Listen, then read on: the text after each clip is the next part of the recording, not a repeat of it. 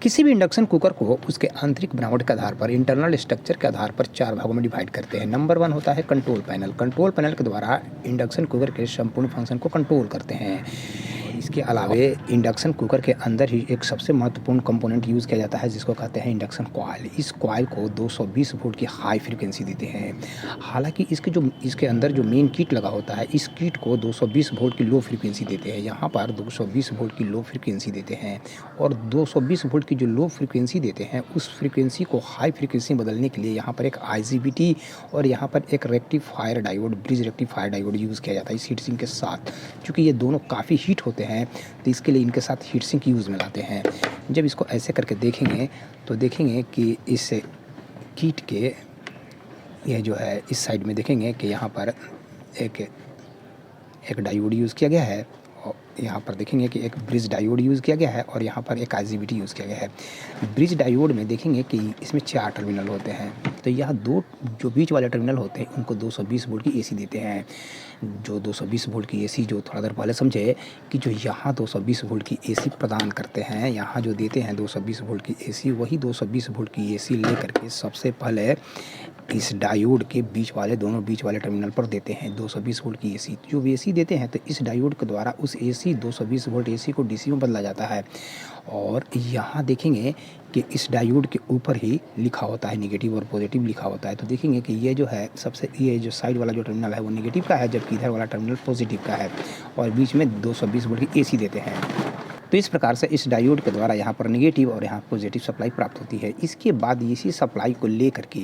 यहाँ की positive supply को लेकर के यहाँ से एक कॉइल के द्वारा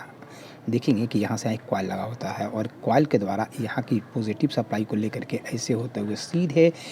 इंडक्शन जो कॉइल होता है उस कॉइल के एक टर्मिनल को 220 वोल्ट की डीसी सप्लाई देते हैं, यानी कि पॉजिटिव देते हैं। जबकि नेगेटिव सप्लाई देने के लिए देखेंगे कि यहाँ पर जो नेगेटिव जो सप्लाई प्राप्त होती है वही नेगेटिव सप्लाई को लेकर के एक जंपर के द्वारा इस आईजीबीटी के इमीटर को नेगेटिव देते हैं। तो इसके इमीटर को नेगेटिव और पॉजिटिव सप्लाई जो यहाँ पॉजिटिव इंडक्शन कॉइल के जो एक टर्मिनल पर जो पॉजिटिव देते हैं वही पॉजिटिव इस इंडक्शन कॉइल से होते हुए इस ट्रांजिस्टर के आईजीबीटी के बीच वाले टर्मिनल पर पॉजिटिव सप्लाई प्राप्त होती है। तो यहाँ पर पॉजिटिव और यहाँ पर नेगेटिव, और इस जो आईजीबीटी को स्विचिंग कराने के लिए इसके गेट को गेटिंग पल्स देते हैं। जब इसके गेट को गेटिंग पल्स देते हैं तो इसके इमीटर और कलेक्टर 1 सेकंड में हज़ारों बार आपस में सटते और हटते हैं और उस स्थिति में इस इंडक्शन कॉइल को काम करने के लिए हाई फ्रिक्वेंसी की 220 वोल्ट की एसी सप्लाई प्राप्त होती है। तो यहाँ इस आईजीबीटी के गेट को गेटिंग पल्स देने के लिए देखेंगे कि ऐसे होते हुए यहाँ देखेंगे कि यहाँ पर एक आईसी यूज़ किया जाता है। इस आईसी के द्वारा हाई फ्रिक्वेंसी जनरेट किया जाता है और उस हाई फ्रिक्वेंसी को यहाँ लगे हुए ट्रांजिस्टरों के द्वारा एम्पलीफाई किया जाता है। इस बोर्ड को ऐसे पलट करके जब देखेंगे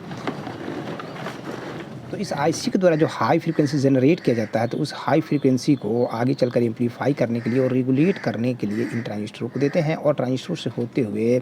यहाँ लगा हुआ जो आईजीबीटी होता है उसके गेट को गेटिंग पल्स देते हैं। इस किट में लगा हुआ यहाँ पर आईसी और साथ ही साथ यहाँ पर लगे हुए ट्रांजिस्टरों को सप्लाई देने के लिए और साथ ही साथ यहाँ जो आईजीबीटी और जो डायोड यूज़ करते हैं इनके हीट को ऑब्जर्व करने के लिए जो हीट सिंक लगाते हैं उस हीट सिंक को एयर देने के लिए यहाँ पर फैन यूज़ करते हैं। तो फैन को सप्लाई देने के लिए और साथ ही साथ यहाँ पर लगे हुए आईसी और ट्रांजिस्टरों को सप्लाई देने के लिए इसमें एक पावर सप्लाई बना होता है जिसके द्वारा 220 वोल्ट एसी को 18 वोल्ट के डीसी में बदला जाता है। तो इसके लिए देखेंगे कि यहाँ पर जो एसी देते हैं 220 वोल्ट उसको सबसे पहले यहाँ लगे हुए डायोड के द्वारा डीसी में बदला जाता है और बदलने के बाद यहाँ लगा हुआ आईसी और यहाँ लगा हुआ एसीएम ट्रांसफार्मर के जरिए 220 वोल्ट एसी को यहाँ जो 220 वोल्ट देते हैं उस 220 वोल्ट एसी को 18 वोल्ट में बदला जाता है और उसी 18 वोल्ट का आवश्यकता अनुसार है यहाँ से ऐसे होते हुए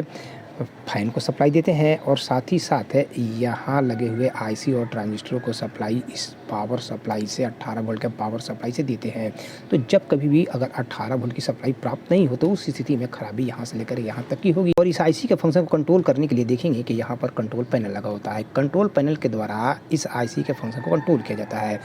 और इंडक्शन जो कॉइल होता है इस कॉइल के ऊपरी भाग पर ही हम लोग जो पॉट यूज़ करते हैं, जो बर्तन यूज़ करते हैं, तो उस बर्तन को सेंस करने के लिए देखेंगे कि यहाँ पर एक सेंसर लगा होता है और सेंसर का कनेक्शन सीधे यहाँ करते हैं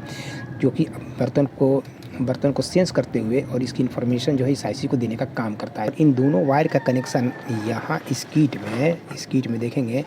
कि इस किट में यहाँ पर किया जाता है, यहाँ पर लेकर के इसका कनेक्शन करते हैं। यहाँ से होते हुए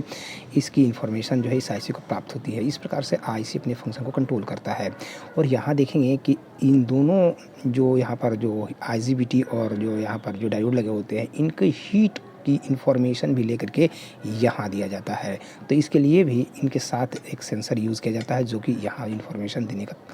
काम करता है।